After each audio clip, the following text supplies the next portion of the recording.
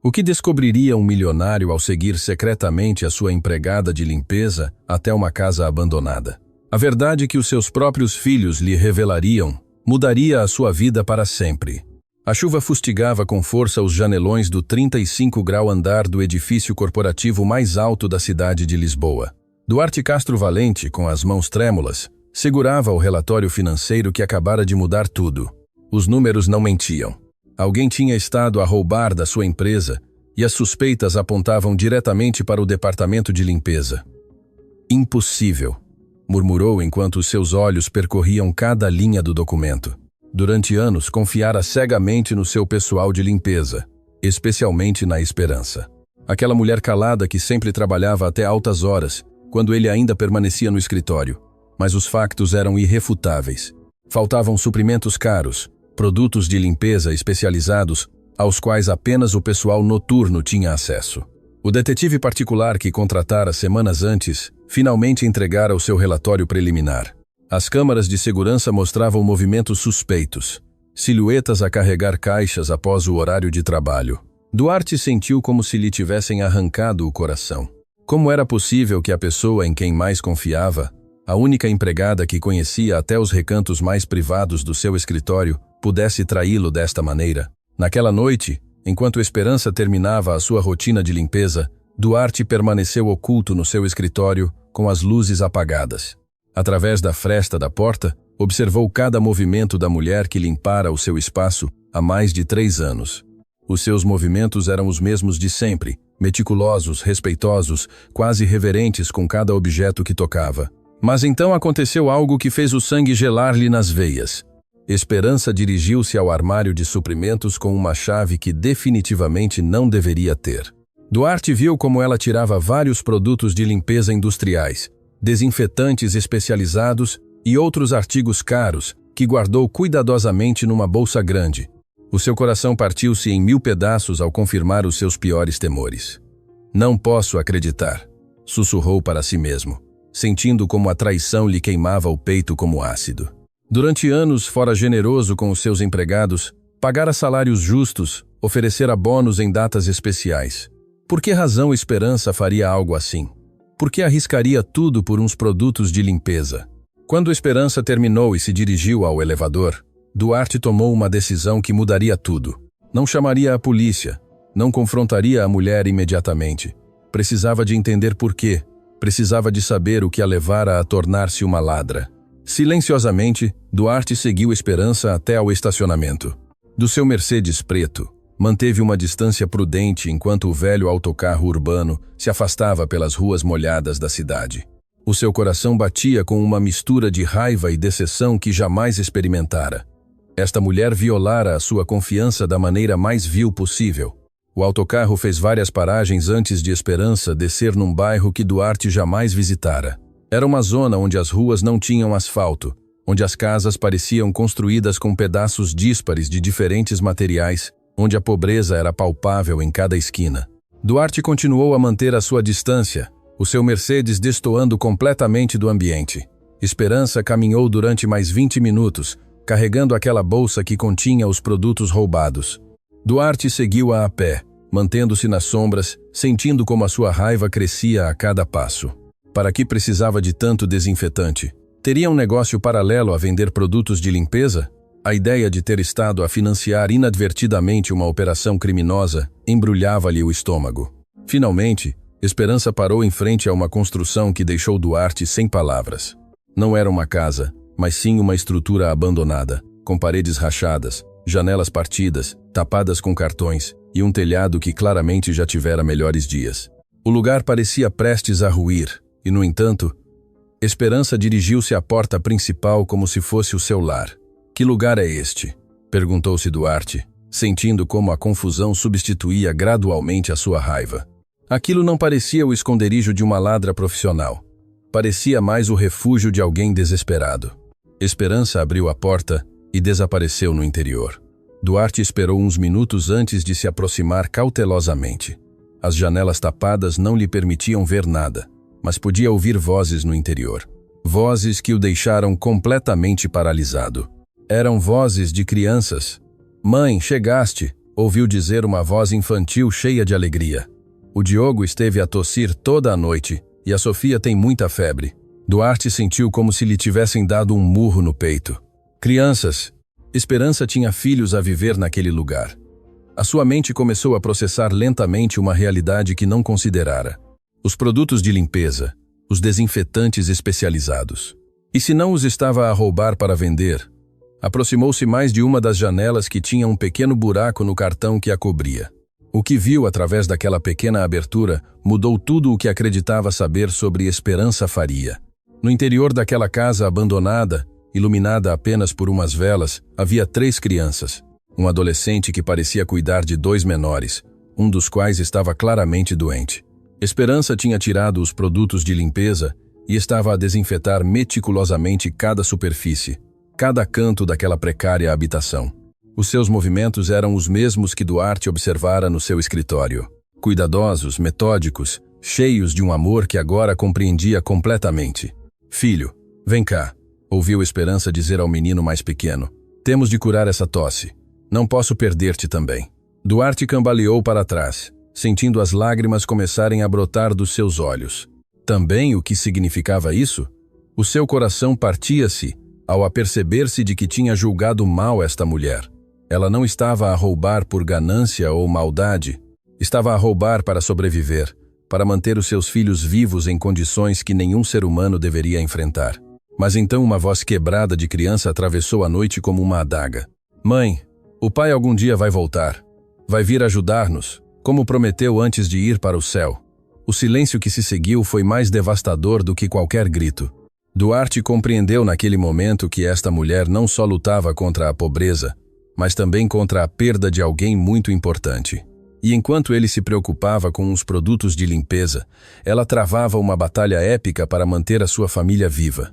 Duarte permaneceu imóvel durante vários minutos, processando a devastadora realidade que acabara de descobrir.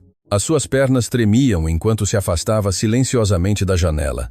A sua mente a lutar para compreender como tinha estado tão cego ao sofrimento de uma das suas empregadas mais dedicadas. Regressou ao seu Mercedes com o coração destroçado, mas não conseguiu ligar o motor.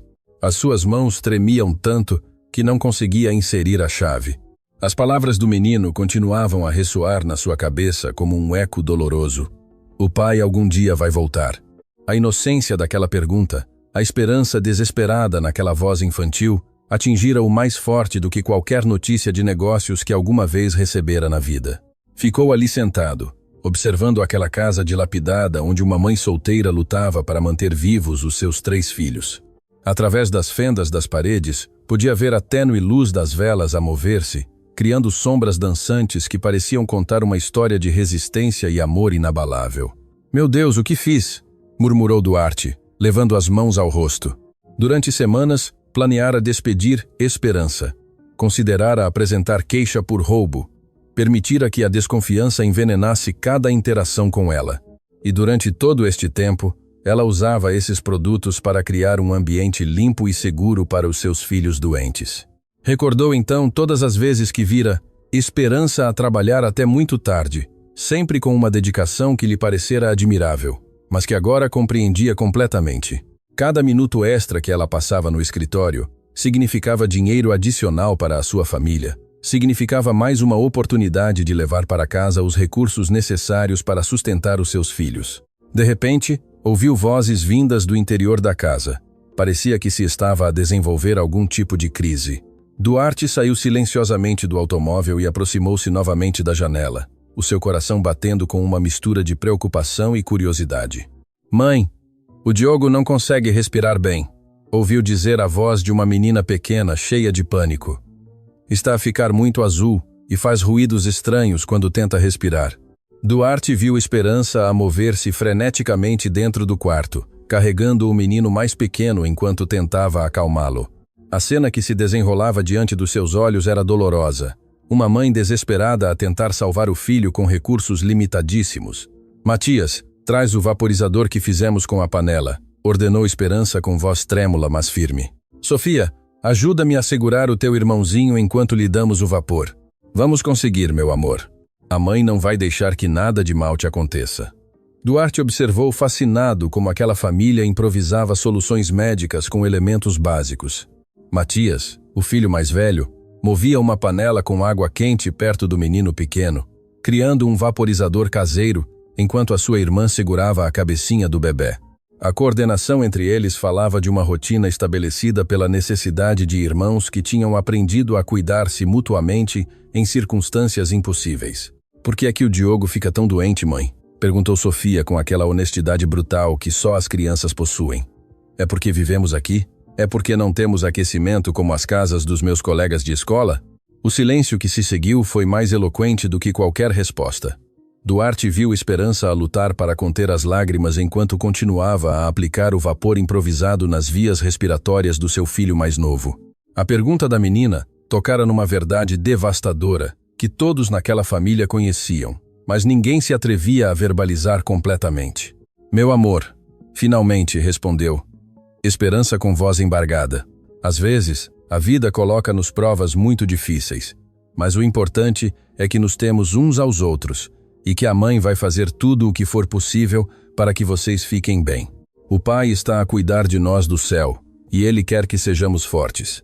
Duarte sentiu as lágrimas começarem a rolar pelas suas bochechas. A força desta mulher, a sua capacidade de manter a esperança em circunstâncias tão desesperadoras, comovia-o de uma maneira que jamais experimentara. Toda a sua vida fora rodeado de luxo, de comodidades, de soluções imediatas para qualquer problema. Nunca enfrentara a realidade de ter de escolher entre comprar medicamentos para um filho doente ou pagar o aluguer de uma habitação digna. "Mãe", disse Matias com uma maturidade que partia o coração, "amanhã não vou à escola. Vou ficar para cuidar do Diogo e da Sofia enquanto trabalhas. Além disso, ouvi dizer que no mercado central precisam de ajudantes para carregar caixas. Posso ganhar algum dinheiro extra?" "Não, filho", respondeu Esperança com firmeza, embora a sua voz tremesse de emoção. "A tua educação é o mais importante. É a única maneira de um dia poderes ter uma vida diferente da minha. Não vou permitir que sacrifiques o teu futuro pela nossa situação atual." "Mas, mãe, precisamos do dinheiro", insistiu Matias. "E além disso, se o Diogo piorar, alguém tem de estar aqui para o levar ao hospital público. Tu não podes faltar ao trabalho porque precisamos desse salário." Duarte apercebeu-se de que estava a presenciar uma conversa que se repetia constantemente naquela família, a terrível decisão entre sobrevivência imediata e esperança futura. Todos os dias, Esperança tinha de escolher entre cuidar dos seus filhos doentes ou manter o trabalho que os mantinha vivos. E os seus filhos, apenas crianças, já assumiam responsabilidades que corresponderiam a adultos. "Ouçam-me bem", disse Esperança, atraindo os seus 3 filhos para um abraço coletivo que Duarte podia ver claramente através da janela. "Sei que a situação é muito difícil neste momento. Sei que tem frio, que o Diogo está doente, que às vezes não há comida suficiente. Mas prometo-vos que isto vai mudar.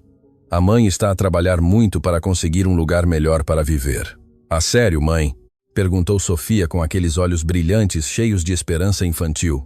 "Vamos ter uma casa com aquecimento e o Diogo vai poder respirar melhor?" "Sim, meu amor", respondeu Esperança. Embora Duarte pudesse detetar a incerteza por trás daquela promessa, "vamos ter um lar de verdade, com quartos para cada um, com água quente, com tudo o que vocês merecem." Duarte sentiu o seu coração partir-se ao aperceber-se de que Esperança fazia promessas que possivelmente não conseguiria cumprir. Com o seu salário de empregada de limpeza, mesmo trabalhando horas extras, seria quase impossível tirar a sua família daquela situação. E, no entanto, ela continuava a alimentar a esperança dos seus filhos, porque era a única coisa que os mantinha unidos e com vontade de lutar. Foi então que ouviu algo que mudou completamente a sua perspectiva sobre toda a situação. "Matias", disse Esperança em voz baixa, acreditando que as crianças mais pequenas não podiam ouvir. "Preciso que saibas algo importante. O trabalho na empresa do Sr. Valente. Ultimamente tive de tirar algumas coisas do escritório. Produtos de limpeza, desinfetantes. Sei que está errado, mas com o Diogo tão doente e sem dinheiro para comprar medicamentos..." "Mãe, não tens de me explicar nada", interrompeu Matias com uma sabedoria que não correspondia à sua idade. "Tu fazes sempre o certo. Se pegaste nessas coisas, foi porque não tinhas outra opção. O pai sempre dizia que, Quando se trata de proteger a família, um pai faz o que for necessário. Duarte ficou sem fôlego. Esperança confessava ao seu filho mais velho que tinha estado a tirar produtos do escritório, mas a forma como o fazia não era a de uma criminosa a justificar os seus atos, era a de uma mãe desesperada a explicar ao seu filho porque tinha tido de comprometer os seus próprios valores morais para os manter vivos. Mas filho, continuou Esperança com lágrimas nos olhos, quero que compreendas que isto não é o que quero ensinar-vos.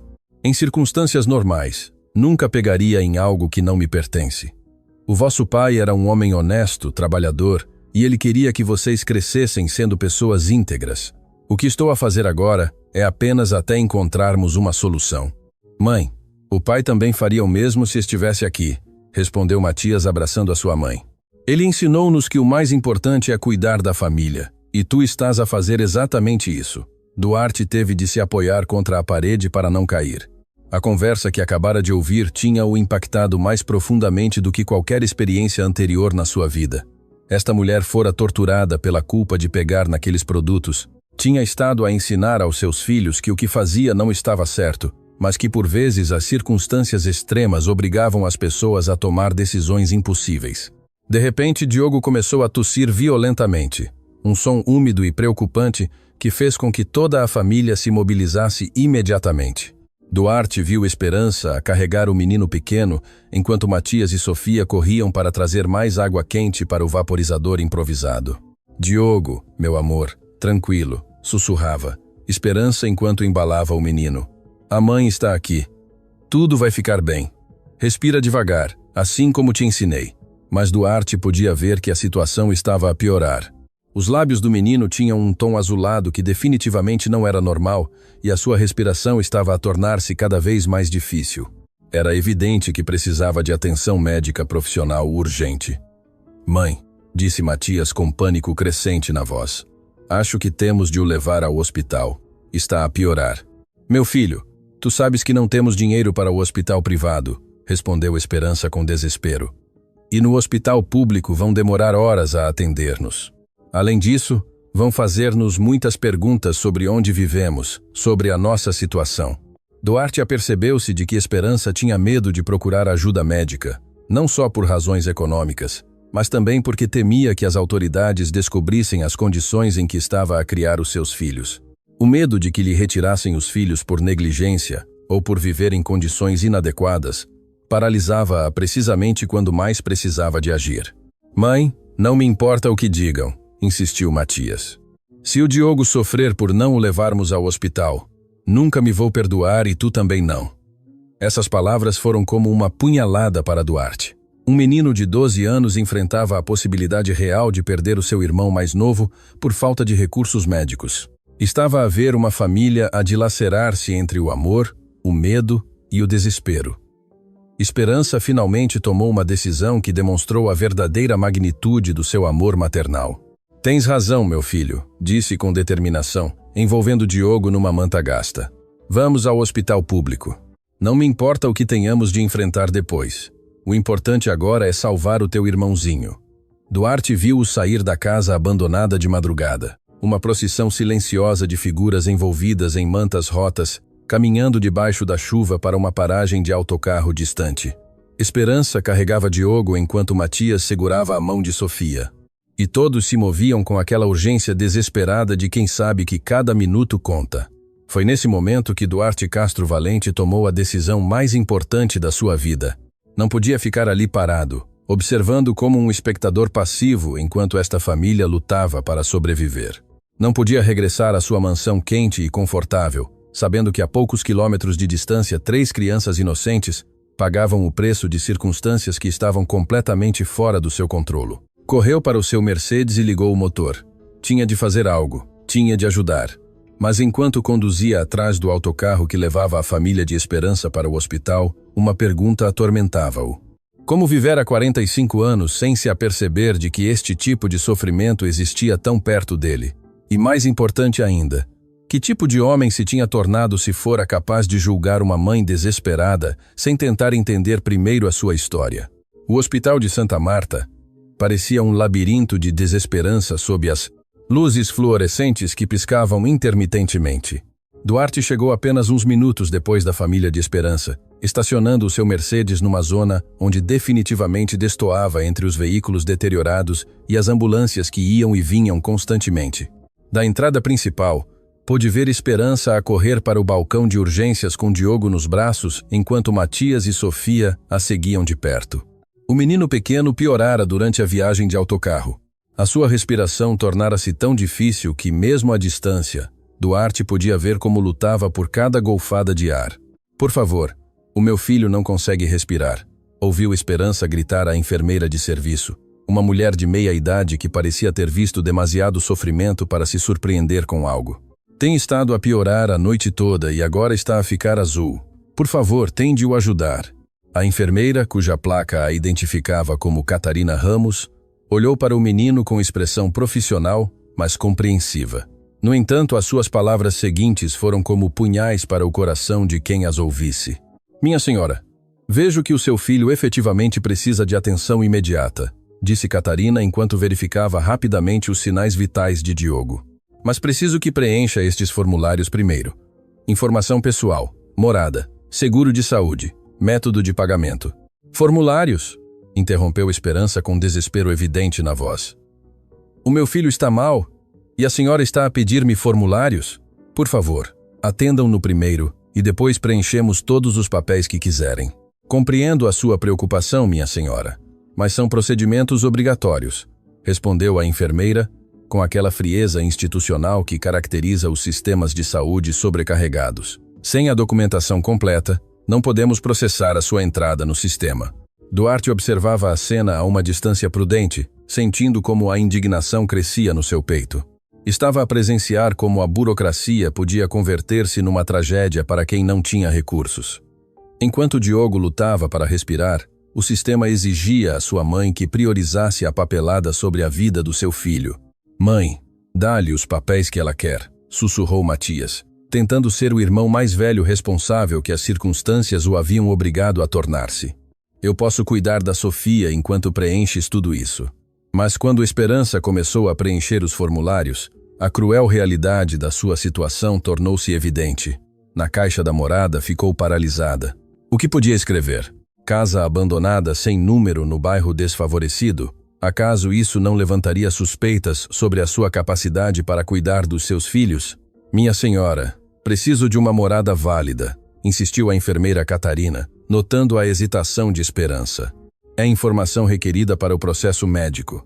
"É que nós estamos em processo de mudança", mentiu Esperança, as suas mãos a tremer enquanto segurava a caneta. "Temporariamente estamos a ficar em casa de uns familiares." "E a morada dos familiares, então?", interrompeu Catarina com impaciência crescente. Havia uma fila de pessoas à espera atrás de Esperança e era evidente que a pressão do trabalho afetava a sua paciência. Duarte viu Esperança desmoronar-se lentamente. Era uma mulher orgulhosa que trabalhara toda a vida, que mantivera a sua dignidade mesmo nas circunstâncias mais adversas. Mas agora, com o filho em estado crítico nos braços, via-se forçada a mentir e a humilhar-se perante um sistema que parecia concebido para expulsar os mais vulneráveis. Foi então que Diogo começou a ter uma crise repentina. "Meu bebê! Algo está a acontecer com o meu bebê!", gritou Esperança enquanto o menino pequeno.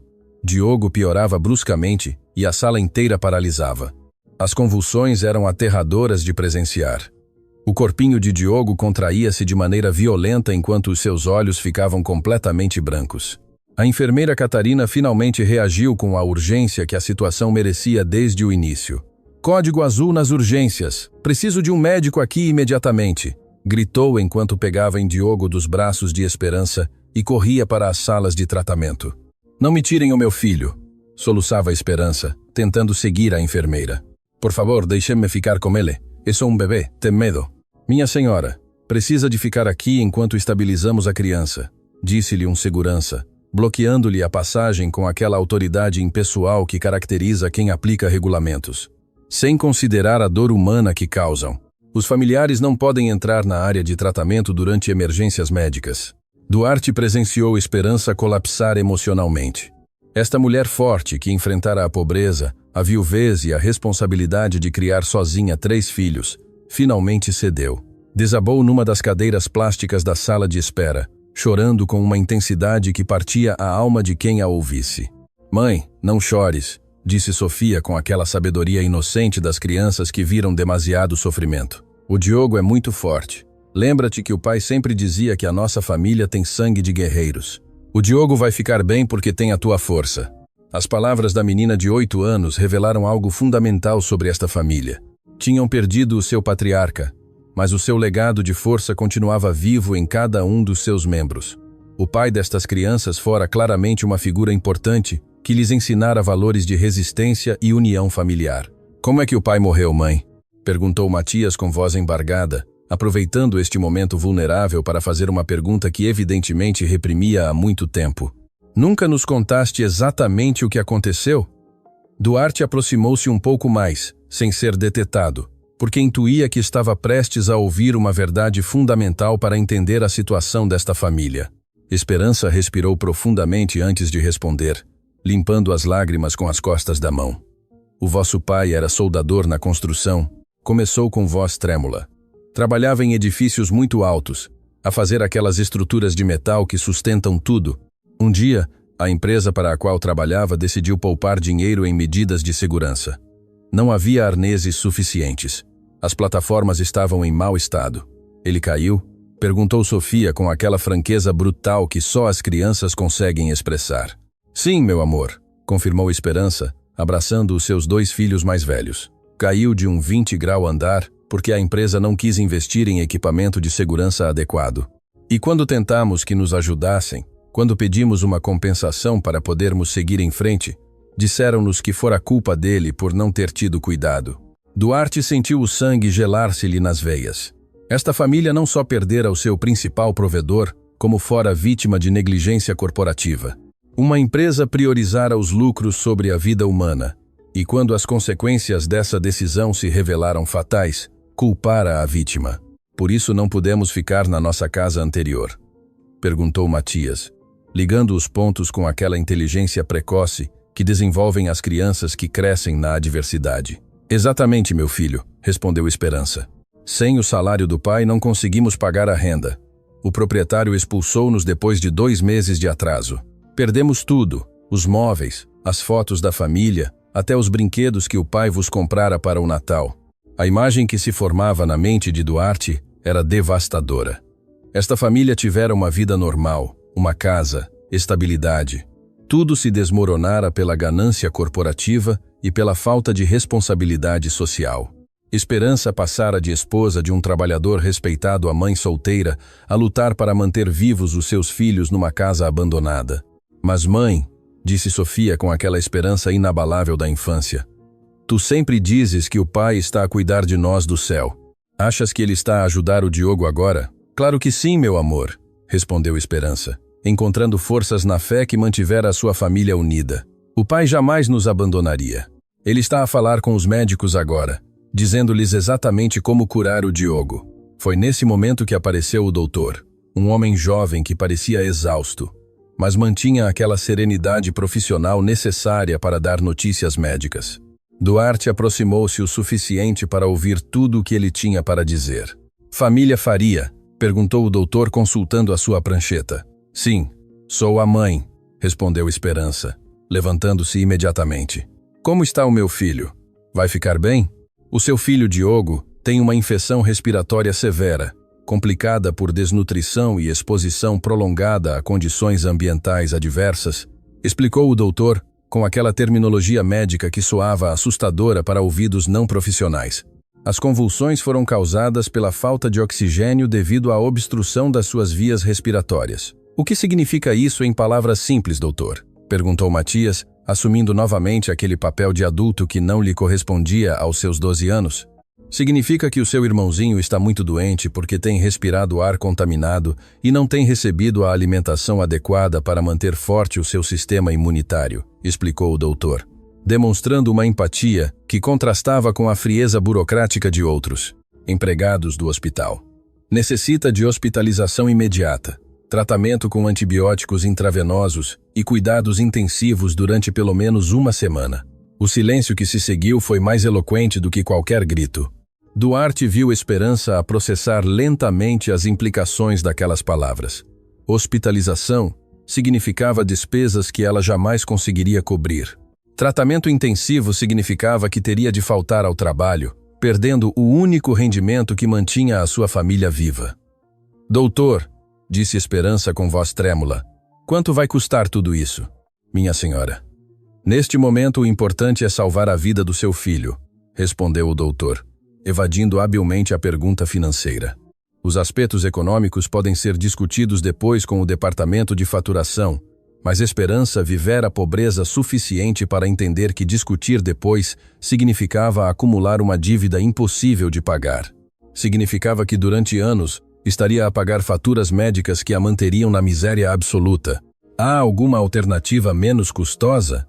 Perguntou com o desespero de uma mãe que se afogava num mar de impossibilidades. Algo que possa fazer em casa? Eu sei cuidar de crianças doentes. Tenho estado a fazê-lo há meses.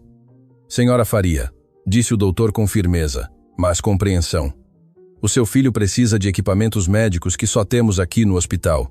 Se tentar tratá-lo em casa, existe uma probabilidade muito alta de que não sobreviva. Está disposta a correr esse risco? A pergunta ficou suspensa no ar como uma guilhotina emocional. Duarte observou Esperança a lutar internamente entre o amor incondicional pelo seu filho e a realidade esmagadora da sua situação econômica. Era a decisão mais cruel que qualquer mãe poderia enfrentar. Endividar-se para toda a vida para salvar o seu filho ou arriscar perdê-lo por falta de recursos. Foi então que Duarte Castro Valente tomou a decisão que mudaria não só a vida da família Faria, mas também a sua própria existência. Saiu das sombras onde estivera a observar e aproximou-se diretamente do grupo. Desculpe, doutor, disse com aquela autoridade natural que o dinheiro e o poder conferem. Sou Duarte Valente e assumirei todos os gastos médicos do Diogo Faria. Quero que receba o melhor tratamento disponível, sem importar o custo. Esperança virou-se para ele com expressão de choque absoluto.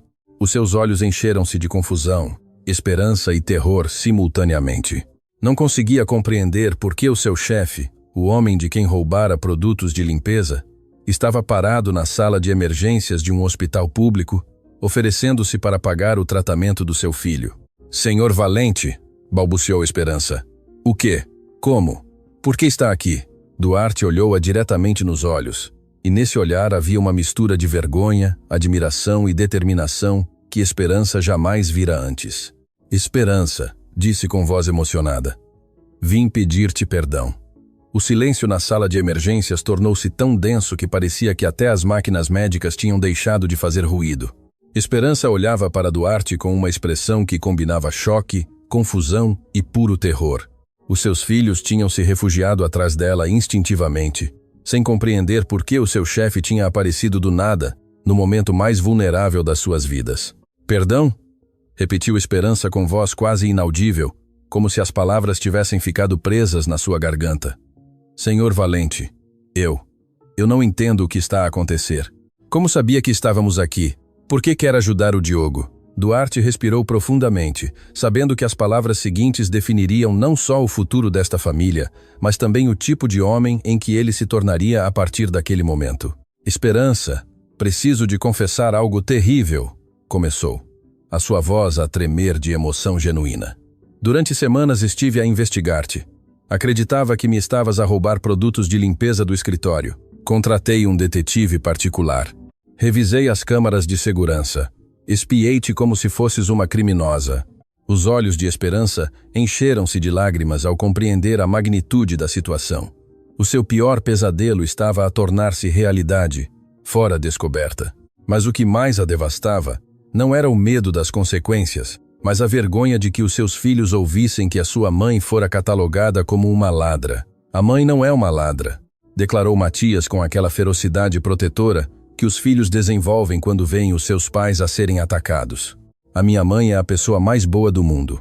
Se pegou nessas coisas, foi porque nós precisávamos delas para não adoecer mais. Eu sei, filho, respondeu Duarte, dirigindo-se diretamente a Matias com um respeito que surpreendeu todos os presentes. E tens razão, a tua mãe não é uma ladra. Eu fui um idiota que não entendia nada. Vai meter-nos na prisão? Perguntou Sofia com aquela inocência comovente das crianças que aprenderam demasiado cedo que o mundo pode ser cruel com os vulneráveis. Não, meu amor, respondeu Duarte, ajoelhando-se para ficar à altura da menina. Ninguém vai para a prisão e ninguém vai magoar a tua família nunca mais. O doutor, que estivera a ouvir toda esta conversa, pigarreou discretamente. Desculpem, mas preciso de saber se vão autorizar o tratamento imediato para o Diogo. O menino precisa de ser transferido para os cuidados intensivos agora. Autorize tudo, ordenou Duarte sem hesitação. O melhor tratamento disponível, o melhor quarto, os melhores especialistas. O dinheiro não é problema. Senhor Valente, interrompeu Esperança, encontrando a sua voz apesar da situação avassaladora. Não posso permitir que faça isto. Eu não tenho como lhe pagar. Com o meu salário de empregada de limpeza, levar-me-ia uma vida inteira a devolver esse dinheiro. Esperança, disse Duarte, levantando-se e olhando-a diretamente nos olhos. Depois do que descobri esta noite, depois de ver como tens vivido, depois de entender por que pegavas nesses produtos, quem deveria estar a pagar sou eu. Deveria estar a pagar por ter sido tão cego, tão insensível, tão completamente alheio ao sofrimento que acontecia debaixo do meu próprio nariz. O que quer dizer com depois do que descobriu? Perguntou Esperança, embora uma parte dela temesse a resposta. Duarte baixou o olhar, envergonhado de ter de admitir até que ponto violara a privacidade da sua empregada. Segui-te até a tua casa. Vi onde vives. Vi como cuidas dos teus filhos. Vi como usas esses produtos que pensei que estavas a roubar. A expressão de Esperança mudou de confusão para horror absoluto. A ideia de que o seu chefe tivesse visto as condições deploráveis em que estava a criar os seus filhos, de que tivesse sido testemunha da sua maior vergonha, encheu-a de uma humilhação tão profunda que se sentiu fisicamente doente. O senhor viu a casa abandonada? Murmurou, cobrindo o rosto com as mãos. Viu como vivemos. Viu que não tenho água quente, que não há aquecimento, que os meus filhos dormem em colchões atirados ao chão. Vi uma mãe extraordinária a fazer o impossível para manter os seus filhos vivos, interrompeu Duarte com voz firme e emocionada. Vi uma mulher que pega em produtos de limpeza não para os vender, mas para desinfetar uma casa onde ninguém deveria viver, mas que ela está a converter num lar seguro para os seus bebés. Isso não é verdade. Explodiu. Esperança. A vergonha transformando-se em desespero. Sou uma mãe terrível. Os meus filhos estão a viver como animais por minha culpa. O Diogo está aqui porque não pude dar-lhe um lar decente onde respirar ar limpo. Não digas isso, gritou Matias, abraçando a sua mãe com uma intensidade que surpreendeu todos. Tu és a melhor mãe do mundo. O pai sempre dizia que eras mais forte que 100 homens juntos. O Matias tem razão, acrescentou Sofia juntando-se ao abraço familiar. Mãe, tu dás-nos amor todos os dias, fazes-nos sentir seguros, ensinas-nos a ser bons. Isso é mais importante do que ter uma casa bonita. Duarte observava esta cena de amor incondicional e apercebia-se de que estava a presenciar algo que ele, apesar de toda a sua riqueza, nunca experimentara. Estas crianças não amavam a sua mãe apesar da pobreza. Amavam-na precisamente porque sacrificara tudo, até a sua dignidade para protegê-los. Esperança, disse Duarte com uma emoção que jamais permitira que outros vissem. Sabes qual foi o momento que mais me impactou de tudo o que vi ontem à noite? Esperança levantou o olhar, incapaz de imaginar que aspecto da sua miséria tinha sido mais memorável para o seu chefe. Foi quando ouvi o Diogo perguntar se o pai ia voltar do céu, continuou Duarte, a sua voz a quebrar-se ligeiramente. E depois, quando te vi a confessar ao Matias que tinhas pegado nessas coisas do escritório, vi uma mulher torturada pela culpa, a ensinar aos seus filhos que o que estava a fazer estava errado, mas que às vezes, as circunstâncias extremas, nos obrigam a comprometer os nossos valores. Porque está errado, murmurou Esperança. Roubar está errado, independentemente da razão. Não estavas a roubar, exclamou Duarte com uma paixão que surpreendeu até o doutor, que estivera a ouvir toda a conversa com fascínio crescente. Estavas a pegar em desinfetante para limpar o lar dos teus filhos doentes? Estavas a usar produtos de limpeza para criar o ambiente mais higiênico possível em condições impossíveis. Mas não me pertenciam, insistiu Esperança, agarrada àquela integridade moral que fora o seu guia durante toda a crise. Tens razão, admitiu Duarte. Não te pertenciam, mas sabes que pertenciam-me a mim. E se eu tivesse sido um chefe melhor, um ser humano melhor, teria visto que uma das minhas empregadas mais dedicadas lutava para sobreviver. Teria notado que chegava cedo e saías tarde, não por ambição, mas por desespero econômico. O doutor finalmente interveio com urgência renovada. Desculpem, mas realmente precisamos de transferir o Diogo imediatamente. Os seus níveis de oxigênio estão a baixar outra vez. Vá, doutor, ordenou Duarte. Faça tudo o que for necessário. Quero relatórios médicos a cada hora. Enquanto uma maca levava Diogo para os cuidados intensivos, Esperança desabou numa cadeira, oprimida pela intensidade emocional da situação. Os seus 2 filhos mais velhos aninharam-se ao seu lado, formando aquela unidade familiar inquebrável que fora a sua força durante os meses mais difíceis. Senhor Valente, disse Esperança depois de vários minutos de silêncio. Há algo que precisa de saber. Algo sobre por que acabamos a viver naquela casa abandonada. Duarte sentou-se à frente dela, preparando-se para ouvir mais detalhes de uma história que já o impactara profundamente. O meu marido, o pai dos meus filhos, chamava-se Fernando, começou Esperança. A sua voz adquirindo aquela qualidade nostálgica que as pessoas têm quando falam de entes queridos perdidos. Era soldador industrial. Trabalhava na construção de arranha-céus e pontes. Era um homem bom, trabalhador, que sonhava em dar aos seus filhos uma vida melhor do que a que ele tivera. O que aconteceu com ele? Perguntou Duarte, embora intuísse que a resposta seria dolorosa. Estava a trabalhar na construção do novo complexo empresarial Edifício Áurea, continuou Esperança, sem se aperceber do impacto que essas palavras teriam em Duarte. A empresa construtora tinha decidido poupar dinheiro em equipamentos de segurança. Os arneses estavam em mau estado. As plataformas não cumpriam os regulamentos, mas pressionavam os trabalhadores para que terminassem rapidamente. Duarte sentiu o sangue gelar-se-lhe nas veias. O Edifício Áurea era um projeto que ele conhecia muito bem. Fora um dos contratos mais lucrativos da sua empresa nos últimos anos. O Fernando caiu do 18º andar porque a plataforma de trabalho desabou, continuou Esperança, agora chorando abertamente. Quando tentei que a empresa se responsabilizasse, disseram-me que fora negligência dele por não verificar adequadamente o seu equipamento. Negaram-me qualquer compensação e ameaçaram-me com um processo, se continuasse a insistir. Que empresa era? Perguntou Duarte, embora uma parte dele já conhecesse a resposta e esperasse desesperadamente estar enganado. Construções Valente, respondeu Esperança. Valente Indústrias, a mesma empresa onde trabalho agora, limpando os escritórios do homem cuja companhia matou o meu marido. O silêncio que se seguiu foi tão absoluto que se podia ouvir o zumbido das luzes fluorescentes do hospital. Duarte sentiu como se o chão se tivesse aberto debaixo dos seus pés. Durante anos, Esperança trabalhara para ele, limpando o seu escritório, conhecendo cada detalhe da sua vida profissional, enquanto guardava o segredo mais devastador possível. Sabias quem eu era quando te candidataste ao trabalho? Perguntou Duarte com voz quase inaudível. Claro que sabia, respondeu Esperança, com uma calma que contrastava dramaticamente com a tempestade emocional que havia nos seus olhos. Sabia exatamente quem era o senhor, o dono da empresa que tinha matado o meu marido e depois destruído a minha vida financeiramente. Por quê? Perguntou Duarte completamente oprimido. Por que vieste trabalhar para mim? Por que não me confrontaste? Por que não procuraste vingança? Esperança olhou para os seus 2 filhos que tinham estado a ouvir esta revelação com expressões de choque e confusão crescentes.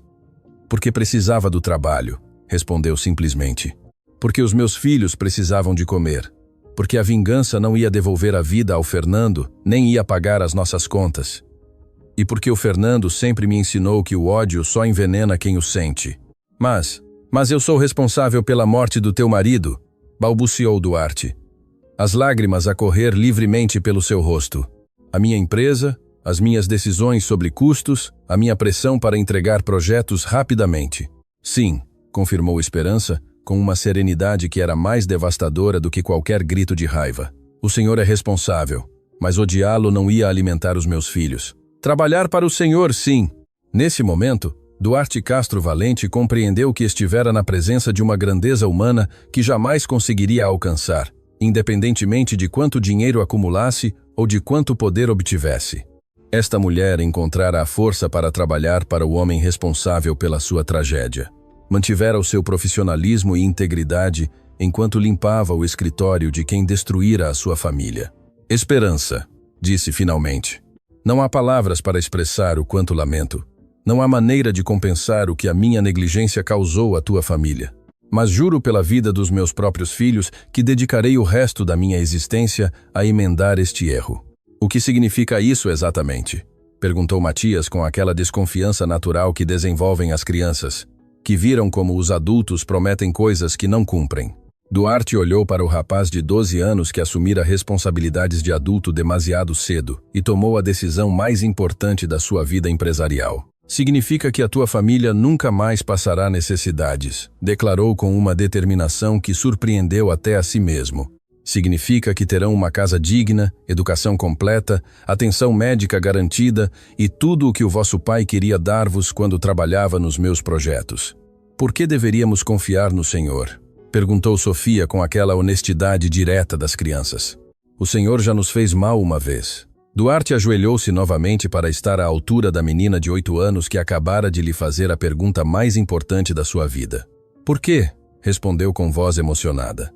A tua família ensinou-me esta noite o que realmente significa ser humano, e porque nunca mais permitirei que a minha ignorância cause tanto sofrimento. As horas seguintes no hospital decorreram como uma montanha-russa emocional que ninguém naquela sala de espera esqueceria jamais. Duarte permanecera ali toda a madrugada, cancelando reuniões importantes, ignorando chamadas de emergência da sua empresa, completamente absorto numa realidade que jamais considerara. O sofrimento das pessoas que trabalhavam para ele. A cada 30 minutos, as enfermeiras saíam com atualizações sobre Diogo. O menino pequeno fora ligado a múltiplas máquinas, o seu corpinho diminuto a lutar contra uma infecção que progredira mais do que se pensara inicialmente. Os doutores explicaram que semanas a viver em condições insalubres tinham comprometido severamente o seu sistema imunitário. Mãe, o Diogo vai morrer? Perguntou Sofia com aquela crueza infantil que corta como navalha depois de ver sair outro médico com expressão preocupada. Não, meu amor, respondeu Esperança. Embora Duarte pudesse detetar a incerteza por trás dessas palavras, o Diogo é forte como o pai. Vai superar isto. Duarte observava como esta família enfrentava a possibilidade de outra perda devastadora. Já tinham perdido Fernando. Tinham perdido o seu lar, a sua estabilidade econômica, a sua dignidade social. A ideia de que também pudessem perder Diogo era simplesmente insuportável de contemplar. Senhor Valente, disse Matias de repente quebrando o silêncio tenso que se instalara na sala de espera. Posso fazer-lhe uma pergunta? Claro, respondeu Duarte, surpreendido pela seriedade na voz do rapaz. O senhor tem filhos? A pergunta atingiu Duarte como um murro no estômago. Sim, tinha filhos. 2 adolescentes que viviam numa mansão, que frequentavam colégios privados caros, que nunca tinham enfrentado uma única dificuldade real nas suas vidas privilegiadas, filhos que o conheciam mais como um provedor de dinheiro do que como um pai presente. Sim, admitiu com voz baixa. Tenho 2 filhos. O Sebastião tem 16 anos e a Valéria tem 14. Eles sabem onde está o senhor agora? Continuou Matias com aquela inteligência emocional que desenvolvem as crianças que viram demasiado. Não, confessou Duarte, apercebendo-se de que nem sequer pensara em contactar a sua própria família para explicar a sua ausência.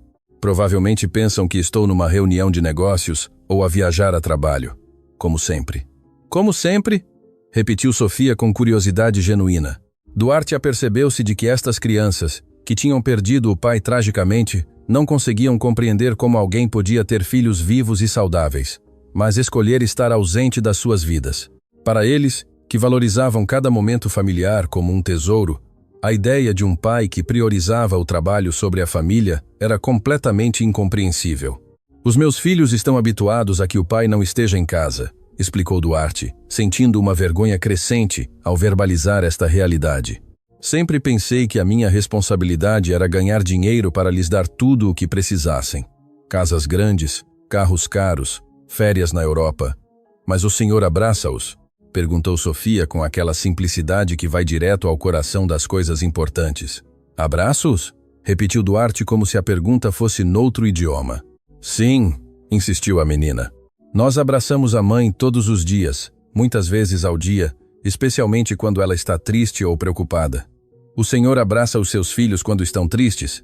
Duarte permaneceu em silêncio durante longos minutos, processando uma pergunta que revelava um vazio fundamental na sua vida familiar. Não conseguia recordar a última vez que abraçara Sebastião ou Valéria. As suas interações limitavam-se a perguntas sobre notas escolares, transferências de dinheiro para despesas e conversas superficiais durante os escassos jantares familiares. Acho que não os abraço o suficiente, admitiu finalmente, a sua voz a quebrar-se ligeiramente.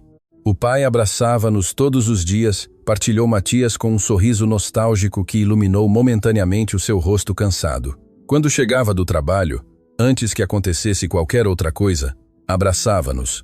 Dizia que os abraços dos filhos eram o que lhe dava forças para trabalhar tão arduamente. E aos fins de semana, acrescentou Sofia, juntando-se às recordações familiares. O pai inventava jogos conosco, transformava a casa num castelo ou numa nave espacial ou numa selva. Não precisávamos de brinquedos caros porque o pai fazia com que tudo fosse divertido.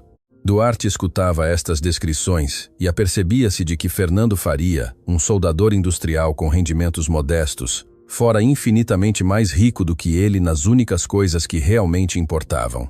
Tivera o amor incondicional da sua família, construíra memórias preciosas com os seus filhos, fora o centro emocional do seu lar. Sabe o que mais sentimos falta do pai? Perguntou Esperança, juntando-se à conversa com uma voz suave, mas carregada de emoção. O quê? Perguntou Duarte, preparando-se para outra lição sobre o que realmente significava ser pai. As histórias, respondeu Esperança com um sorriso que misturava alegria e tristeza. Todas as noites o Fernando inventava histórias diferentes para as crianças. Histórias onde eles eram os heróis, onde superavam obstáculos, onde aprendiam lições importantes sobre ser boas pessoas. Ele as inventava? Perguntou Duarte, fascinado por um conceito que nunca considerara. Completamente, confirmou Matias. O pai dizia que as melhores histórias eram as que saíam do coração, não dos livros. Contava-nos aventuras onde o Diogo era um super-herói que podia voar, onde a Sofia era uma princesa que salvava reinos, onde eu era um explorador que descobria mundos novos e sempre, acrescentou Sofia com entusiasmo crescente. No final de cada história, o pai dizia-nos que na vida real éramos ainda mais especiais do que nos contos, porque éramos os seus filhos de verdade. Duarte sentiu as lágrimas começarem a brotar novamente. Estas crianças tinham perdido um pai que não só as amara, mas que investira tempo, criatividade e energia emocional em nutrir as suas imaginações, em fazê-las sentir-se valiosas, em construir a sua autoestima, dia após dia. Os seus filhos alguma vez lhe pediram para lhes contar histórias? Perguntou Esperança com curiosidade genuína. Não, admitiu Duarte. Sempre tiveram televisões nos quartos, videojogos, computadores. Nunca pensei que pudessem querer algo tão simples como que o pai lhes contasse um conto. Talvez, sugeriu Matias com sabedoria que superava amplamente a sua idade. Eles não sabem que podem pedir-lhe.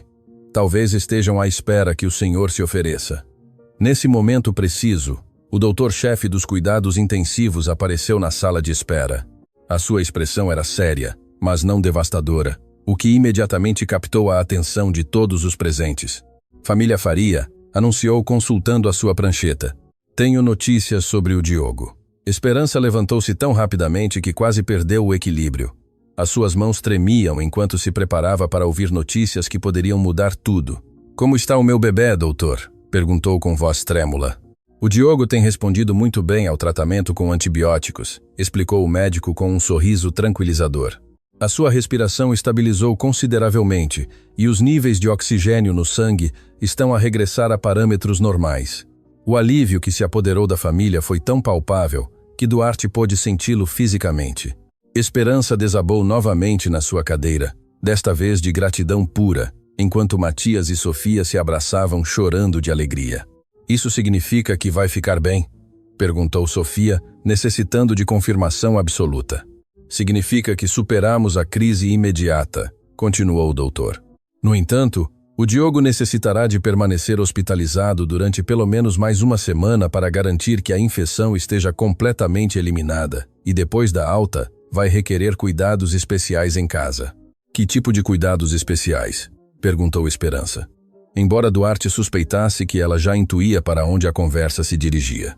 O Diogo precisa de viver num ambiente completamente livre de umidade, bolor e contaminação do ar, explicou o médico com aquela seriedade profissional que indicava que não havia espaço para negociação. Os seus pulmões foram severamente afetados pela exposição prolongada a condições ambientais inadequadas. Uma recaída poderia ser grave. O silêncio que se seguiu foi devastador. Todos naquela sala sabiam que a casa abandonada onde vivia a família Faria não cumpria remotamente esses requisitos médicos. De facto, era exatamente o tipo de ambiente que poderia colocar Diogo em risco se regressasse para lá. Doutor, disse Duarte levantando-se com determinação, que tipo de habitação seria a ideal para a recuperação do Diogo?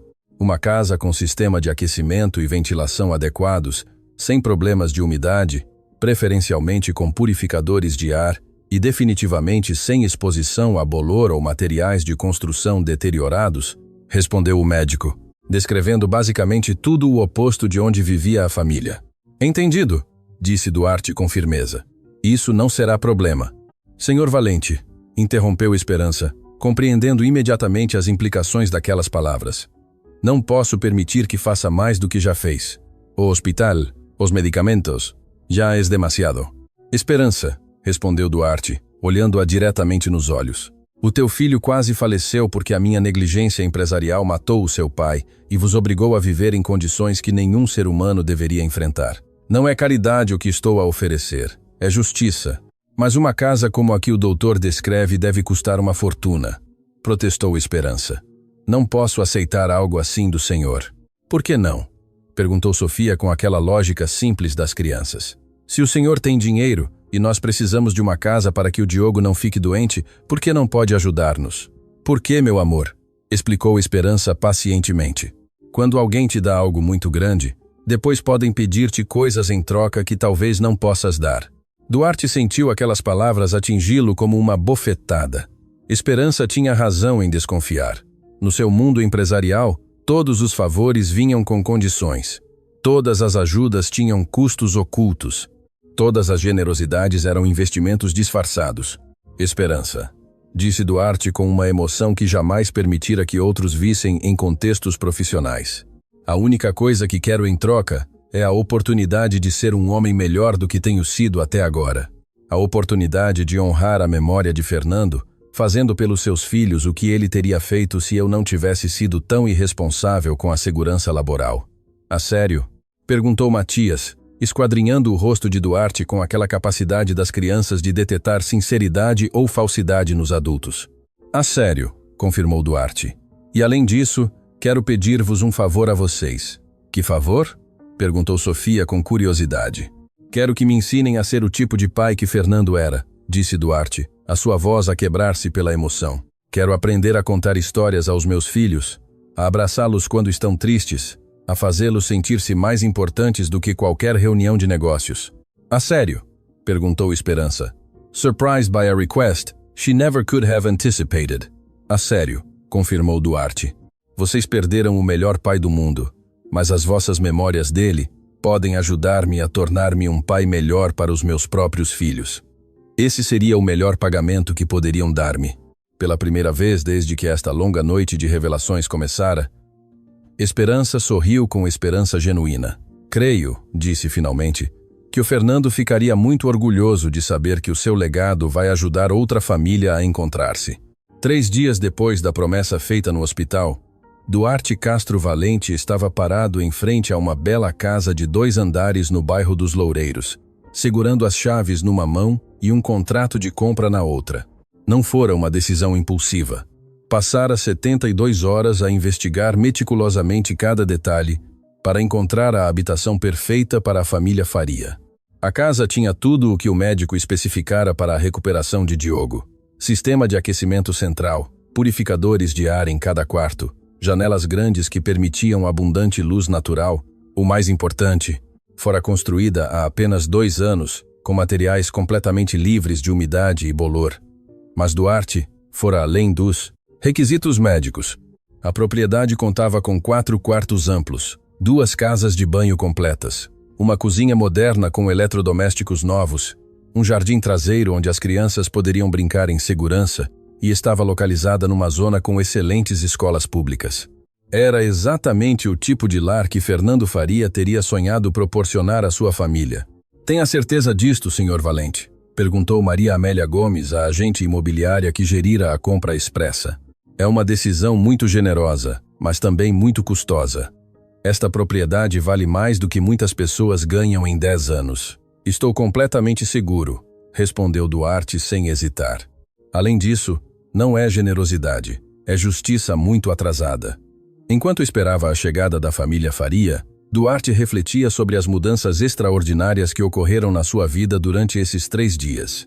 Cancelara reuniões importantes, delegara decisões empresariais que normalmente consideraria cruciais e, pela primeira vez em anos, colocar as necessidades de outras pessoas acima das suas próprias ambições financeiras.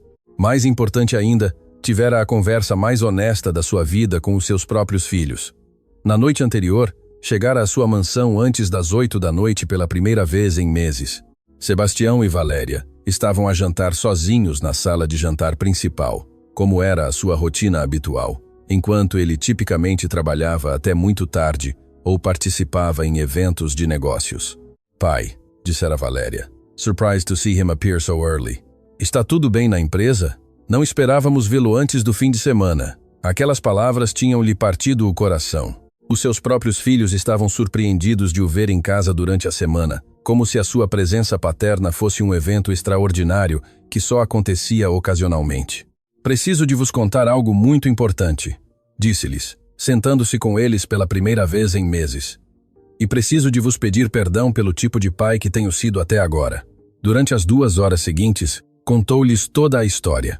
Esperança, a casa abandonada, Diogo no hospital, a morte de Fernando num dos seus projetos de construção e a lição devastadora sobre o que realmente significava ser um pai presente. Pai, dissera Sebastião com uma maturidade que o surpreendera. Nós sabemos que trabalha muito para nos dar uma boa vida. Nunca sentimos que não nos quer. Mas acrescentara Valéria com aquela honestidade direta que herdara da sua mãe, sim, sentimos que não nos conhece realmente, como se soubesse que existimos, mas não soubesse quem somos. Essas palavras tinham sido mais impactantes do que qualquer crítica empresarial que recebera. Os seus filhos não o culpavam por trabalhar tanto, mas reconheciam que ele perdera a oportunidade de os conhecer como pessoas individuais, com sonhos, medos, personalidades únicas. O que podemos fazer para mudar isso? Perguntara-lhes, genuinamente interessado em ouvir as suas ideias. Bem, respondera Valéria depois de pensar cuidadosamente. Poderia começar por nos perguntar como correu o nosso dia quando chega a casa. Não apenas se fizemos os trabalhos ou se tiramos boas notas. E talvez, acrescentara Sebastião, poderia contar-nos histórias sobre quando era criança. Nunca sabemos nada sobre como cresceu, o que gostava de fazer, como conheceu a mãe. Duarte prometera que tudo isso mudaria e começara nessa mesma noite, contando-lhes sobre a sua própria infância, sobre os erros que cometera ao priorizar o sucesso financeiro sobre as relações humanas e sobre como uma família em crise lhe ensinara lições que nenhuma escola de negócios poderia oferecer. Agora, parado em frente à nova casa da família Faria, Duarte sentia uma mistura de nervosismo e emoção que não experimentara desde que era um jovem empreendedor a construir a sua primeira empresa. Mas desta vez, o sucesso não se mediria em lucros econômicos, mas no sorriso de uma mãe que finalmente poderia dar aos seus filhos um lar digno. O táxi parou em frente à casa exatamente às 14h, como tinham combinado. Diogo tivera alta hospitalar nessa mesma manhã e, embora ainda parecesse frágil, as suas bochechas tinham recuperado algo da cor rosada saudável da infância. Esperança saiu primeiro do veículo, seguida por Matias, que ajudou cuidadosamente Diogo a descer enquanto Sofia corria imediatamente para o jardim da frente. Mãe, olha que lindas estas flores, gritou Sofia apontando para as roseiras que decoravam a entrada. E há um baloiço naquela árvore. Sofia, não toques em nada, advertiu Esperança, automaticamente com aquela cautela de alguém que aprendera a não esperar demasiado da vida. Esta não é a nossa casa. Estamos aqui para a ver, mas não sabemos se... Esperança, interrompeu Duarte suavemente, aproximando-se com as chaves estendidas para ela. Esta é a vossa casa, completamente vossa. O silêncio que se seguiu foi tão profundo que se podia ouvir o vento a mover as folhas da árvore, onde efetivamente havia um baloiço instalado. Esperança olhou para as chaves como se fossem objetos mágicos que poderiam desaparecer se as tocasse. O que quer dizer com completamente nossa? Perguntou Matias com aquela desconfiança protetora que desenvolvera durante meses de incerteza.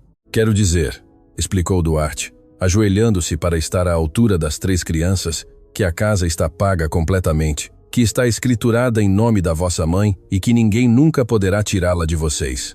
É nossa para sempre? Para sempre de verdade? Perguntou Diogo com aquela voz pequena que ainda mostrava sinais da sua recente doença, mas que brilhava com uma esperança cautelosa. Para sempre de verdade, confirmou Duarte, sentindo os olhos encherem-se de lágrimas ao ver a expressão de espanto no rosto do menino pequeno. Esperança finalmente pegou nas chaves com as mãos trêmulas. Durante meses sonhara com este momento, mas jamais acreditara que fosse possível. Tivera fantasias noturnas onde imaginava os seus filhos a correrem por uma casa real, a dormirem em camas verdadeiras, a banharem-se com água quente, mas sempre acordava naquela casa abandonada, onde a realidade a atingia brutalmente. Podemos entrar e vê-la por dentro? Perguntou Sofia, praticamente saltando de emoção. Claro, respondeu Duarte, dirigindo a família para a porta principal. É o vosso lar. Podem fazer o que quiserem. Quando Esperança abriu a porta, o que encontraram lá dentro superou todas as expectativas que poderiam ter tido. Duarte não só comprara a casa, como a mobilara completamente com tudo o necessário para uma família com 3 crianças. Na sala principal havia um sofá confortável de 3 lugares, uma mesa de centro de madeira sólida, uma televisão de ecrã grande montada na parede e, o mais importante, uma biblioteca cheia de livros infantis e juvenis. A cozinha estava completamente equipada com eletrodomésticos novos, louça completa, e a despensa estava abastecida com comida suficiente para várias semanas. «Mãe, há uma escada!» gritou Matias, correndo para o 2º andar como um menino normal de 12 anos pela primeira vez em meses. «E cada quarto tem a sua própria cama», acrescentou Sofia, que seguira o seu irmão mais velho pelas escadas. Duarte dedicara atenção especial aos quartos. O quarto principal tinha uma cama de casal com roupa de cama nova, um guarda-roupa amplo e uma cômoda com espelho. Os quartos das crianças estavam decorados apropriadamente para as suas idades. O de Matias tinha uma secretária para estudar e pósteres educativos. O de Sofia estava pintado em tons suaves, com uma cama individual decorada com bonecas novas. E o de Diogo tinha um berço conversível que podia transformar-se em cama de criança grande, juntamente com um umidificador especial, recomendado pelos médicos. «Senhor Valente», disse Esperança, com voz quebrada pela emoção, «isto é demasiado. É mais do que alguma vez sonhei dar aos meus filhos. Não sei como vamos poder pagá-lo um dia». «Esperança», respondeu Duarte, sentando-se ao lado dela no sofá novo. «Lembraste-te do que me disseste no hospital sobre por que decidiste trabalhar para mim em vez de procurar vingança? Porque a vingança não ia alimentar os meus filhos», repetiu Esperança, recordando as suas próprias palavras. «Exatamente», continuou Duarte. «Bem, esta casa não é vingança pelo que a minha empresa fez ao Fernando.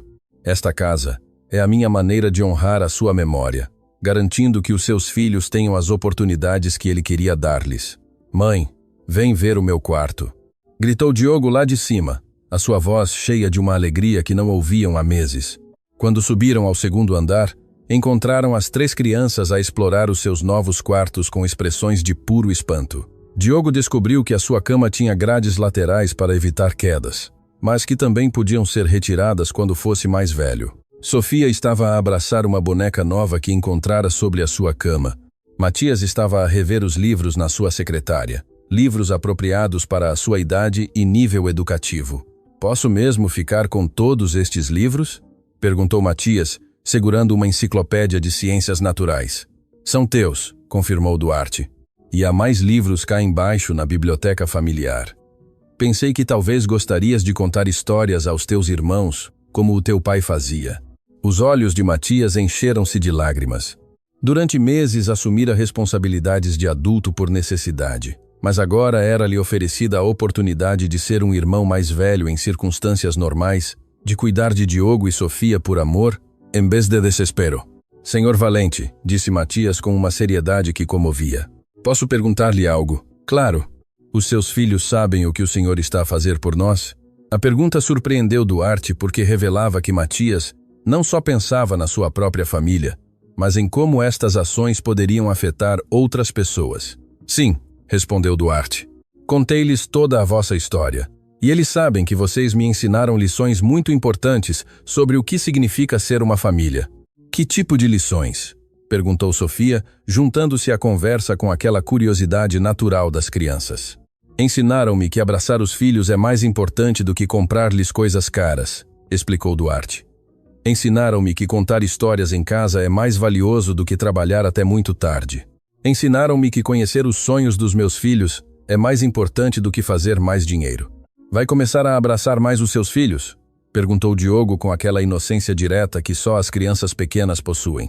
Já comecei, confirmou Duarte com um sorriso genuíno. Ontem à noite abracei o Sebastião e a Valéria pela primeira vez em meses. E sabem o que descobri? O quê? Perguntaram as 3 crianças em uníssono. Que eles também precisavam desses abraços, mas não sabiam como pedi-los. Esperança, que estivera a ouvir esta conversa enquanto explorava a casa de banho principal com o seu duche novo e água quente, aproximou-se do grupo com lágrimas a correr pelas suas bochechas. Senhor Valente, disse com uma voz carregada de emoção. O Fernando ficaria muito orgulhoso de saber que a sua história está a ajudar outra família a encontrar-se. A sério que acredita? Perguntou Duarte, genuinamente necessitado dessa confirmação. Completamente, respondeu, Esperança sem hesitação. O Fernando sempre dizia que as tragédias só faziam sentido se as convertíamos em oportunidades para que o mundo fosse um pouquinho melhor. Mãe, disse Sofia de repente, podemos convidar o Senhor Valente e os seus filhos para jantar aqui um dia, para que possamos conhecê-los e talvez ensinar-lhes alguns dos jogos que o pai nos ensinou? A sugestão pegou Duarte completamente de surpresa. Estas crianças, que tinham perdido tanto, que tinham sofrido tanto por negligência da sua empresa, agora ofereciam-se para partilhar a sua nova felicidade com a sua família. Era um nível de generosidade e perdão que o emocionava profundamente. Adoraria, respondeu Duarte. E tenho a certeza de que o Sebastião e a Valéria também adorariam conhecê-los. Podemos mostrar-lhes como o pai nos ensinou a fazer teatros? Exclamou Sofia com entusiasmo crescente. E o Matias pode contar-lhes algumas das histórias que o pai nos inventava. E o Diogo pode ensinar-lhes as suas canções favoritas, acrescentou Matias, carregando o seu irmão mais novo com aquela ternura protetora que desenvolvera durante os meses difíceis. Duarte observava este planeamento espontâneo de uma reunião familiar e apercebia-se de que estava a presenciar algo extraordinário. Estas crianças não pensavam em termos de nós contra eles ou pobres contra ricos. Pensavam simplesmente em termos de famílias que podem ajudar-se mutuamente a ser mais felizes. Há mais uma coisa que quero mostrar-vos, disse Duarte, dirigindo a família para a janela do quarto principal que dava para o jardim traseiro. No pátio havia algo que custara dias de planeamento especial. Uma pequena horta elevada com terra fértil, ferramentas de jardinagem apropriadas para crianças e sementes de vegetais e ervas que a família poderia cultivar juntos. O Fernando sempre quis ensinar os seus filhos a cultivar os seus próprios alimentos, explicou Duarte. A Esperança contou-me no hospital que ele falava em ter um jardim onde pudessem aprender de onde vem a comida verdadeira. O pai disse-lhe isso? Perguntou Matias, surprised that Duarte knew such intimate details about his father's dreams. A tua mãe contou-me, esclareceu Duarte. E pensei que talvez vocês pudessem ensinar-me a mim também. Nunca plantei nada na minha vida. Sim, gritou Diogo, aplaudindo com aquelas mãozinhas pequenas que já pareciam mais fortes depois do tratamento médico. Podemos plantar tomates e alfaces e cenouras e flores bonitas para a mãe, acrescentou Sofia, sempre pensando em fazer a sua mãe feliz. Esperança aproximou-se da janela e observou o jardim com uma expressão que misturava gratidão, espanto e uma profunda melancolia. Era exatamente o que Fernando sonhara para a sua família. E embora ele não estivesse fisicamente presente para o ver, o seu espírito e os seus valores estavam completamente vivos neste momento. Fernando, murmurou suavemente, falando ao seu marido falecido como se pudesse ouvi-la. Os nossos bebés finalmente têm o lar que tu querias dar-lhes. Duarte apercebeu-se de que estava a presenciar um momento sagrado, um instante onde o amor transcende a morte e onde os sonhos adiados finalmente encontram realização. Não era apenas uma casa o que estava a entregar. Era a materialização das esperanças de um pai que morrera demasiado cedo, mas cujo legado continuaria vivo nos seus filhos. Esperança, disse Duarte. Finalmente, há uma condição para esta casa. O pânico instantâneo que apareceu nos olhos da mulher partiu-lhe o coração. Mas era necessário estabelecer esta condição específica. Que condição? Perguntou Tom voz trêmula. Que me permitas mudar todas as políticas de segurança laboral nas valentes indústrias, respondeu Duarte com seriedade absoluta. Que me ajudes a implementar protocolos que garantam que nenhum outro trabalhador sofra o que o Fernando sofreu. Que convertas a tragédia do teu marido na salvação de outros trabalhadores. Esperança olhou completamente a sério, confirmou Duarte. Quero que Fernando Faria se torne o nome do programa de segurança laboral mais rigoroso de toda a indústria da construção. Pela primeira vez desde a perda do seu marido, Esperança sentiu que a tragédia que destruíra a sua vida finalmente teria um propósito que honraria a memória de Fernando da maneira mais significativa possível. Aceito, disse com voz firme. Aceito com todo o meu coração. A primeira ceia familiar entre as famílias Valente e Faria realizou-se uma semana depois da entrega da casa. Duarte chegou às 6 da tarde com Sebastião e Valéria, levando flores para a Esperança e brinquedos educativos para as 3 crianças. Os seus filhos estiveram nervosos durante todo o dia, sem saber o que esperar desta família que transformara tão profundamente o seu pai. A casa que outrora fora um sonho impossível, agora transbordava de vida e calor humano. O aroma da comida caseira misturava-se com o som de risos infantis, criando aquela atmosfera de lar verdadeiro que nenhuma mansão poderia replicar. Diogo melhorara notavelmente. As suas bochechas tinham cor saudável e a sua respiração era clara e forte. Pai, sussurrou Valéria enquanto caminhavam para a porta principal. Está nervoso? Um pouco, admitiu Duarte com honestidade. Mas é um nervosismo bom, como quando estás prestes a viver algo especial. Esperança abriu a porta com um sorriso radiante que contrastava dramaticamente com a mulher desesperada que Duarte vira no hospital semanas antes. Usava um vestido simples, mas limpo, e havia algo na sua postura que falava de dignidade recuperada. Bem-vindos ao nosso lar, disse com um calor genuíno que imediatamente deixou Sebastião e Valéria à vontade. Os primeiros minutos foram inevitavelmente incômodos. Sebastião e Valéria, acostumados a jantares formais servidos por empregados domésticos, encontraram-se numa cozinha, onde a própria família preparava os alimentos e onde se esperava que todos participassem em servir a mesa. «Precisam de ajuda com alguma coisa?» perguntou Sebastião, sem saber exatamente como oferecer assistência num ambiente tão diferente da sua experiência habitual. «Claro», respondeu Matias com entusiasmo. «Podes ajudar-me a levar os pratos para a mesa? Na nossa família todos ajudamos em tudo». Valéria observava fascinada como Sofia ajudava Diogo a lavar as mãos antes de comer, como Matias verificava que tudo estivesse pronto, como Esperança coordenava as atividades com uma eficiência nascida do amor em vez da rigidez. Era tipo de dinâmica familiar completamente nova para ela. A ceia consistia em pratos simples, mas preparados com cuidado. Frango guisado, arroz, feijão, salada fresca da horta que tinham começado a cultivar e tortilhas feitas em casa. Não havia nada luxuoso, mas cada garfada tinha um sabor que falava de tempo investido, de atenção prestada, de comida preparada como ato de amor. Na nossa família, explicou Esperança enquanto servia os pratos, temos uma tradição para os jantares. Cada pessoa partilha algo bom que lhe aconteceu durante o dia e algo pelo qual se sente grato. Algo bom e algo pelo qual se sente grato? Repetiu Valéria, como se fosse um conceito completamente estrangeiro. Sim, confirmou Diogo com aquela alegria contagiosa das crianças pequenas. Eu começo sempre porque sou o mais pequeno. Algo bom que me aconteceu hoje foi que pude correr no jardim sem me cansar e sinto-me grato porque já não me dói o peito quando respiro. A simplicidade e profundidade daquelas palavras impactaram Sebastião e Valéria. Este menino de 5 anos, que estivera à beira de um quadro grave semanas antes, encontrava alegria em poder respirar normalmente e correr sem dor. As suas próprias preocupações diárias sobre notas, videojogos e planos sociais pareciam triviais em comparação. Eu continuo, anunciou Sofia. Algo bom que me aconteceu foi que encontrei uma borboleta na nossa horta e ela ficou no meu dedo durante muito tempo e sinto-me grata porque tenho o meu próprio quarto, onde posso guardar todos os meus tesouros.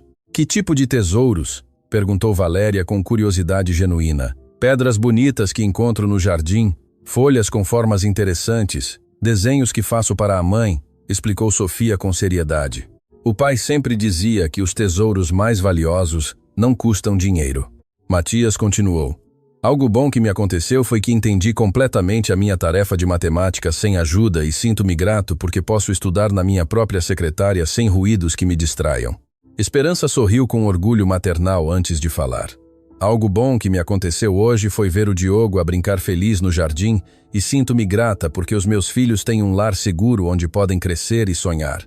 Todos se voltaram para Duarte, Sebastião e Valéria. Era a sua vez de participar nesta tradição familiar. Mas nenhum deles jamais refletira sobre o seu dia desta maneira tão intencional. Nós nunca fizemos isto antes, admitiu Duarte com honestidade. Mas quero tentar. Algo bom que me aconteceu hoje foi ver o sorriso do Diogo quando correu para a porta para nos receber. E sinto-me grato porque vocês me estão a ensinar a ser melhor pai. Sebastião hesitou antes de falar. Algo bom. Acho que algo bom que me aconteceu foi conhecer o Matias e aperceber-me de que há pessoas da minha idade que são muito mais maduras e responsáveis do que eu sou. E sinto-me grato porque o pai está a aprender a passar mais tempo conosco. Valéria foi a última. Algo bom que me aconteceu foi ver como a Sofia cuida do Diogo. Fez-me pensar em como posso ser melhor irmã mais velha, e sinto-me grata porque esta família me está a mostrar o que realmente significa amar uns aos outros. O silêncio que se seguiu foi cheio de calor e conexão. Era evidente que algo fundamental começara a mudar na dinâmica de ambas as famílias. Agora, anunciou Matias com entusiasmo, é hora dos contos. Durante a hora seguinte, os irmãos Faria partilharam as histórias que Fernando costumava contar-lhes, mas com um toque especial. Convidaram Sebastião e Valéria a serem personagens nas aventuras. Sofia inventou uma história onde Valéria era uma princesa cientista que salvava reinos com as suas experiências. Matias criou uma aventura onde Sebastião era um explorador que descobria civilizações perdidas. Diogo, com a ajuda dos seus irmãos, contou um conto onde todos eram super-heróis que trabalhavam juntos para tornar o mundo melhor. Duarte observava esta interação e apercebia-se de que os seus filhos estavam a experimentar algo que nunca tinham tido. A alegria pura da imaginação partilhada, de criar mundos fantásticos com outras crianças, de serem valorizados não pelo que possuíam, mas por quem eram como pessoas. Pai, perguntou Valéria quando terminaram as histórias. Poderíamos fazer isto em casa também? Os jantares com gratidão e os contos? Adoraria, respondeu Duarte, sentindo-se mais conectado com os seus filhos do que estivera em anos. Conforme a noite avançava, a conversa tornou-se mais profunda. Esperança contou a Sebastião e Valéria sobre Fernando, não como uma figura trágica, mas como um pai amoroso que enchera as suas vidas de alegria e ensinamentos valiosos. O que é que mais sentem falta dele? Perguntou Sebastião com genuína curiosidade. A sua risada, respondeu Diogo imediatamente. O pai ria muito alto quando brincávamos, e toda a casa se enchia de felicidade. Os seus abraços de urso, acrescentou Sofia. Abraçava-nos tão forte que sentíamos que nada de mal podia acontecer-nos enquanto estivéssemos nos seus braços. Os seus conselhos, disse Matias com a seriedade de alguém que tivera de crescer demasiado rápido. Sempre sabia exatamente o que nos dizer quando tínhamos problemas ou quando estávamos confusos. Mas sabem o que é o mais incrível? Acrescentou Esperança, com um sorriso cheio de amor. Todas essas coisas de que sentimos falta do pai continuam vivas em vocês. O Diogo tem a sua risada alegre. A Sofia dá abraços que curam o coração. E o Matias tem aquela sabedoria especial para ajudar os outros. A sério? Perguntou Diogo com olhos brilhantes. Completamente a sério, confirmou a sua mãe? O pai vive através de vocês a cada dia. Esta conversa teve um impacto profundo em Sebastião e Valéria.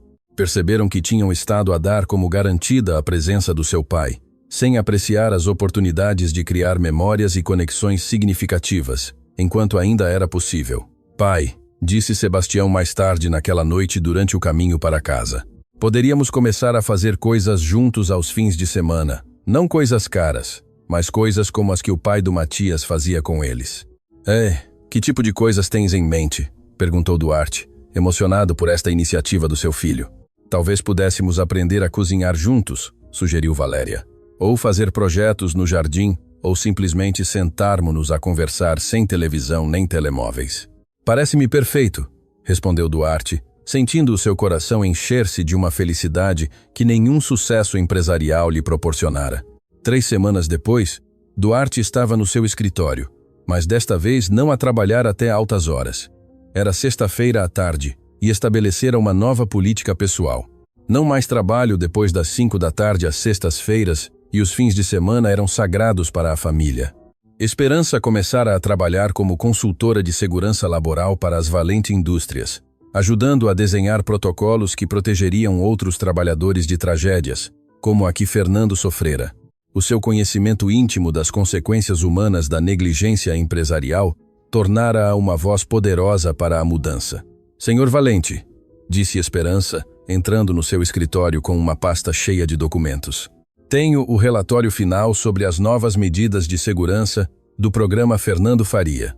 Durante as últimas semanas, trabalharam juntos para implementar os padrões de segurança laboral mais rigorosos da indústria, equipamentos de proteção da mais alta qualidade, inspeções diárias obrigatórias, formação exaustiva para todos os trabalhadores e um fundo de emergência para as famílias de qualquer empregado que viesse a sofrer um acidente de trabalho. Quais são os resultados? Perguntou Duarte, embora já conhecesse a resposta pelos relatórios semanais. 0 acidentes laborais em todas as nossas construções durante as últimas 3 semanas, relatou Esperança com orgulho evidente. Os trabalhadores dizem que se sentem mais seguros e mais valorizados do que nunca. E o impacto financeiro? Os custos iniciais foram significativos, admitiu Esperança. Mas as poupanças em seguros, processos legais e tempo perdido por acidentes já estão a compensar o investimento. Além disso, a nossa reputação como empresa responsável está a atrair melhores trabalhadores e contratos mais prestigiados. Duarte sorriu, recordando como costumava pensar que a segurança laboral era um gasto desnecessário que reduzia os lucros. Agora entendia que era um investimento em vidas humanas, que também resultava ser uma excelente decisão empresarial. Esperança, disse, fechando a pasta. Posso perguntar-te algo pessoal? Claro. Alguma vez sentes que o Fernando ficaria orgulhoso do que conseguimos? Esperança sorriu com aquela serenidade que desenvolvera durante os meses de cura. Todos os dias, especialmente quando vejo outros trabalhadores regressarem sãos e salvos às suas famílias, sabendo que os seus filhos não vão passar pelo que passaram os meus. E os teus filhos? Como se estão a adaptar a todas as mudanças? O Diogo está completamente saudável. Os médicos dizem que não há vestígios da infecção respiratória, relatou Esperança com alegria maternal. A Sofia está a florescer na sua nova escola. Os seus professores dizem que é uma menina brilhante e compassiva. E o Matias? O que se passa com o Matias? O Matias surpreende-me todos os dias, continuou Esperança com orgulho. Começou a falar em estudar engenharia civil quando crescer. Quer projetar edifícios que sejam completamente seguros para todos os trabalhadores. A sério? Diz que quer continuar o trabalho que o pai começou e que o senhor está a ajudar a terminar, explicou Esperança. Quer que o nome Faria seja sinônimo de construção segura? Duarte sentiu os olhos encherem-se de lágrimas. O filho de Fernando não só superara a tragédia, como a transformava em inspiração para dedicar a sua vida a proteger os outros. Esperança, disse finalmente. Quero fazer-te uma proposta. Que tipo de proposta? Quero estabelecer um fundo de bolsas de estudo universitárias em nome de Fernando Faria, explicou Duarte com entusiasmo crescente. Para filhos de trabalhadores da construção que queiram estudar engenharia, arquitetura ou qualquer carreira relacionada com tornar a indústria mais segura, está a falar a sério. Completamente a sério. E quero que tu administres esse fundo, continuou Duarte. Quem melhor do que a viúva de Fernando para decidir que jovens merecem a oportunidade de converter tragédias em soluções? Esperança ficou sem palavras durante vários minutos, processando a magnitude do que Duarte propunha. Sabe o que significa isto? Perguntou finalmente. Significa que Fernando Faria se converterá numa força para o bem que transcende a sua própria morte, respondeu Duarte. Significa que o seu legado salvará vidas durante gerações. Aceito, disse Esperança com voz firme e emocionada. Aceito com todo o meu coração e em nome de Fernando, Nessa mesma noite, na casa que agora transbordava de vida e felicidade, as duas famílias reuniram-se novamente para jantar. Mas desta vez, havia uma tradição adicional. No final do jantar, acendiam uma vela especial em honra de Fernando Faria. "Pai", disse Sofia, dirigindo-se à vela como se Fernando pudesse ouvi-la. "Hoje o Sr. Duarte contou-nos sobre as bolsas que vão ajudar outras crianças a estudar para fazer trabalhos mais seguros. Estás orgulhoso de nós?" Nesse momento, como se o universo quisesse responder à pergunta da menina, uma brisa suave moveu as cortinas da janela, fazendo a chama da vela dançar de maneira especial. "O pai está aqui", sussurrou Diogo com aquela certeza absoluta das crianças pequenas. "Está a dizer-nos que sim, que está orgulhoso." Duarte observava esta cena e apercebia-se de que fora testemunha da transformação mais extraordinária da sua vida. Uma tragédia fora convertida em redenção, uma injustiça fora transformada em justiça, e uma morte dera vida a um legado que protegeria inúmeras famílias futuras. "Sabem o que é o mais incrível de toda esta história?", disse Duarte, olhando para todas as crianças presentes. "O quê?", perguntaram em uníssono. "Que Fernando Faria nunca mais será apenas um nome numa lápide", explicou Duarte com emoção profunda. "Será o nome em bolsas de estudo universitárias que ajudem jovens a estudar. Será o nome em protocolos de segurança que salvem vidas. Será o nome que outros trabalhadores recordarão quando regressarem seguros aos seus lares todas as noites. E será o nome que nós levaremos com orgulho para sempre", acrescentou Matias com aquela maturidade que desenvolvera através da adversidade transformada em propósito. "Exatamente", confirmou Duarte. "Fernando Faria tornou-se imortal não porque esteja fisicamente conosco, mas porque o seu amor, os seus valores e o seu sacrifício continuam a tornar o mundo melhor a cada dia." Nesse momento, com duas famílias unidas à volta de uma mesa, com uma vela a honrar a memória de um homem bom e com o futuro a brilhar com promessas de vidas salvas e sonhos realizados, todos compreenderam que tinham presenciado algo extraordinário. A morte de Fernando Faria fora uma tragédia, mas o seu legado tornara-se a história mais bela, de redenção, amor e esperança que qualquer um deles poderia ter imaginado. E cada vez que um trabalhador regressasse, são e salvo ao seu lar, cada vez que um jovem recebesse uma bolsa de estudo, cada vez que uma família não tivesse de sofrer o que sofreu a família Faria, Fernando Faria continuaria a viver. Porque o amor verdadeiro nunca morre, apenas se transforma em formas cada vez mais belas de tornar o mundo melhor.